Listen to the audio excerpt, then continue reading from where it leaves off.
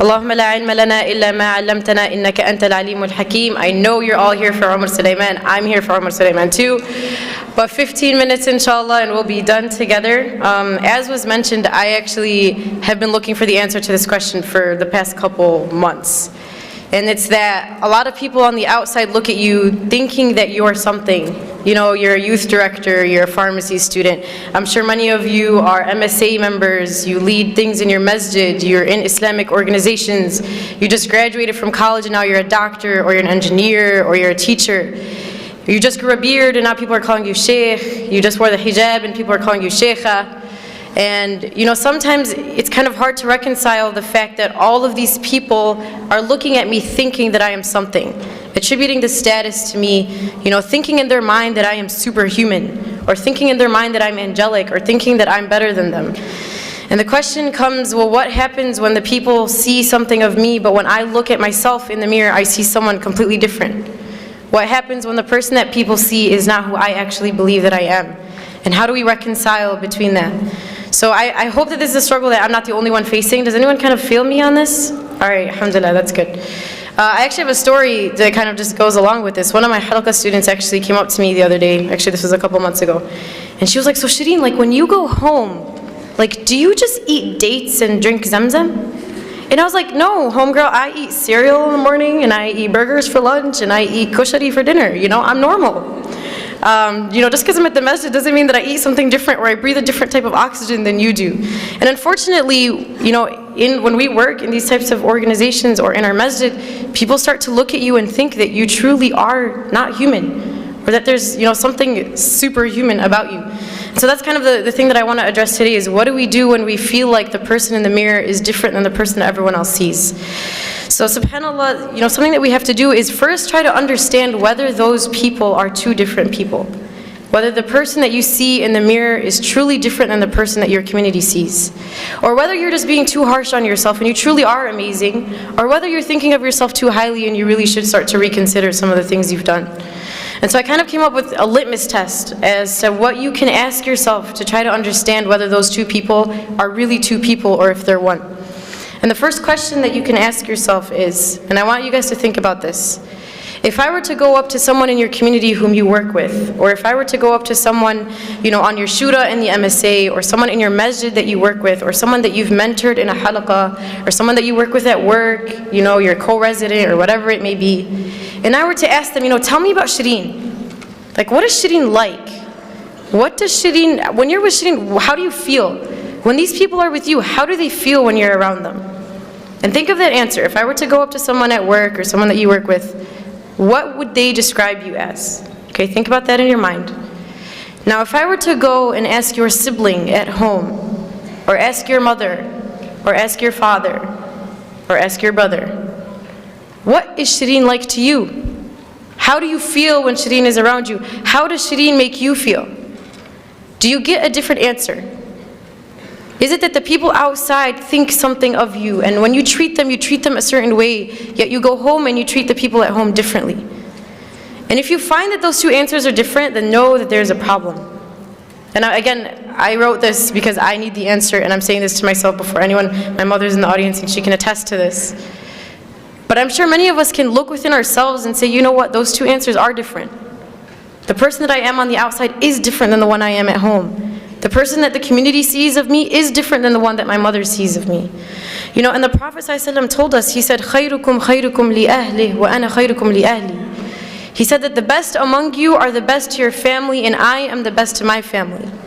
Why does the hadith not say, خَيْرُكُمْ خَيْرُكُمْ, the best of you are the best to your communities? Or the best of you are the ones who give the best speeches? Or the best of you are the ones who give the best halaqas? Or the best of you are the best at work?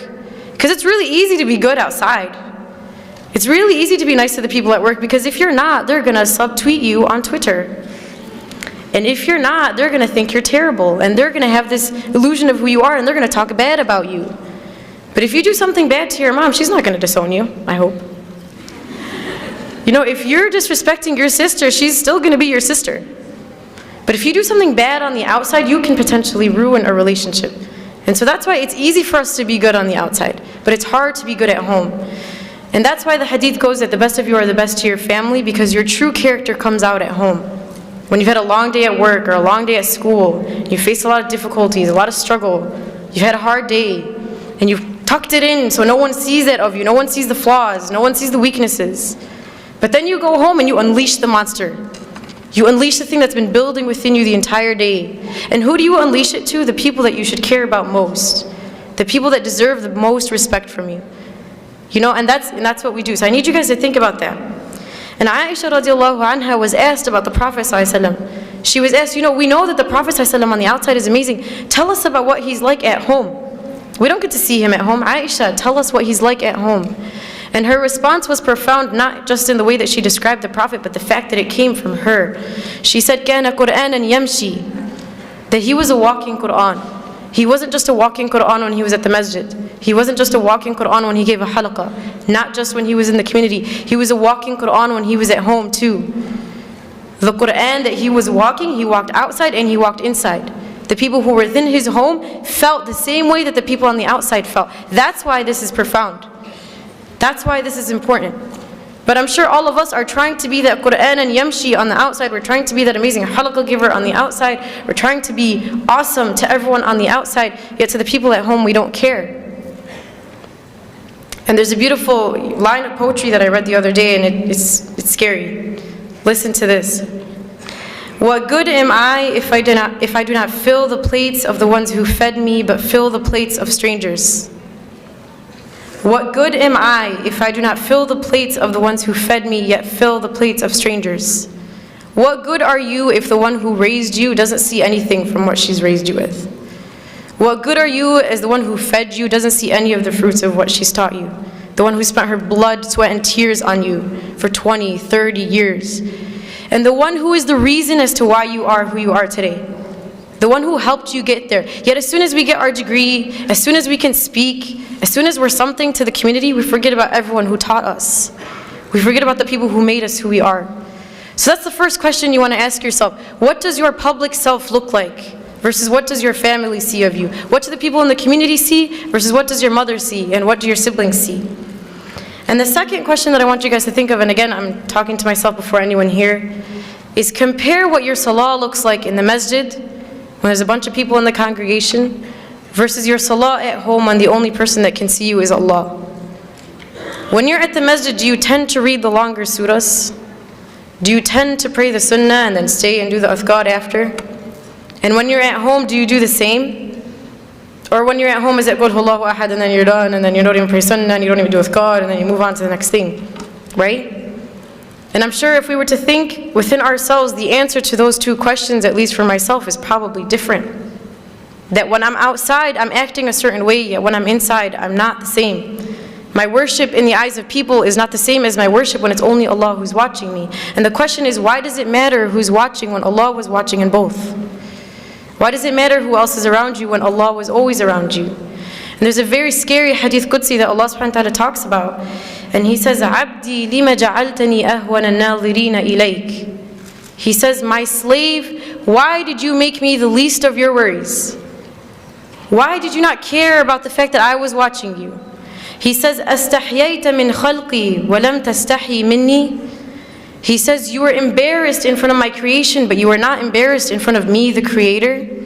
You were scared that people at the masjid would think you were bad, so you prayed your sunnah and you sallied longer. Yet when you went at home and I was the only one who watched you, you didn't care. You weren't embarrassed that you read Surah Al-Ikhlas and that's it. You weren't embarrassed that you didn't pray your sunnah. You were embarrassed that you didn't do your ithqad. Why don't you remember that I was watching you, and I was always watching you, and I am always watching you? And subhanAllah, I don't know if you guys were at the session right before this. Sheikh Tariq Mustah mentioned a beautiful story, and I'm going to share it. So if you heard it, I'm sorry that I'm repeating, but he talked about how when he was 16, you know, he became like a Quran assistant in his masjid, and he was teaching alongside of like this awesome sheikh, right? He was talking about how he was 16, teaching Quran, and he felt like a G. He was like, man, I'm like awesome. You know, I'm 16 and I'm teaching Quran to other people. And so one day, I guess he went to the masjid early, like before Fajr or something, and he went, and he found that his sheikh's car was parked outside the masjid, but all the lights were closed. So he was like, okay, that's kind of weird. And he mentioned that, you know, he had to go make wudu. So he walks into the bathroom only to find that his scholar, his teacher, one who was taught by many righteous, amazing scholars before him, was on his knees cleaning the toilet of the masjid. And so Sheikh Tariq Mustah goes to him and he's like, Sheikh, like, what are you doing? You're an amazing Sheikh, you learned with this person and you learned with that, and your status is this, like, how are you on your knees cleaning the masjid? And his response was profound. He says, this is the work that the one who sees always sees. This is the work that when no one else saw you, Allah saw it. Because what we do is we love to be the one with the microphone, we love to be the one who everyone can attribute things to, we love to be the one with the title. You know, I love to be quoted, I love for people to know who I am. Yet Allah subhanahu wa ta'ala sees the things that no one else sees. The things that you thought no one saw. When you did the dishes and your mom didn't tell you thank you, Allah saw that. You know, when you picked something off the floor and no one saw it, Allah saw that. The reason why we do things in the community is because we love that recognition. We love for people to pat us on the back and say good job. We love the volunteer appreciation dinner. We love that. But realize you're not always going to get it, and sometimes it's better for you that only Allah subhanahu wa ta'ala saw it. And it could be that that deed that you did in secret that no one saw besides Allah is the reason why you enter Jannah.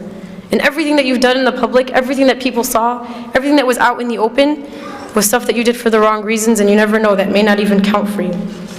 So this is kind of our thought process in understanding whether or not we have this problem. Now once you find out you have the problem, what do I do? What's the solution? So a couple things I was thinking about is if you feel like people are holding you up to this standard, you know, you are this and this and this, and you have this title and this title and this title, and you're amazing.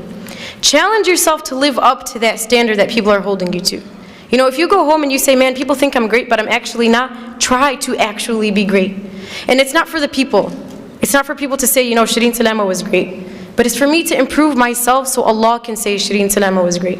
For me to take the standard that you put me at and to try to actually achieve it. Not for you, but for Allah.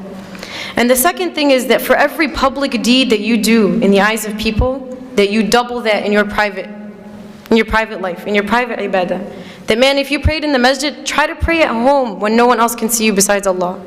Try to wake up when everyone's asleep, in the dark, just you and Allah. Create that relationship. And the third, and this is a dua that was taught to us by Abu Bakr radiallahu anhu. He used to receive praise, and there was this beautiful dua that he used to say. And it goes, Allahumma ghfir li ma la ya'lamun, waj'alni khayran mimma yadhunnun. Which translates to, oh Allah, forgive me for what they do not know about me, and make me better than what they think that I am. Because it's funny, we like to cover up the fact that all of us have a hidden past. All of us have some secret, all of us have some sin, all of us have something that we've done that no one else knows. But remember that when you're being praised, that you once were in that state. Not to put yourself down, but for you to remember that Allah subhanahu wa ta'ala is the one who brought you there. And finally, and I'll conclude in reminding us that this is a journey. This by no means is something that we are going to accomplish. It's going to be a constant struggle. But at least when we die, we'll be dying on the path and struggle for the sake of Allah subhanahu wa ta'ala. So I ask Allah subhanahu wa ta'ala to make us among those who can improve upon ourselves and to make the journey to Him easy. Subhanakallahumma wa bihamdik, nashhadu an la ilaha illa ant, nastaghfiruka wa natubu ilayk. Assalamu alaikum wa rahmatullah.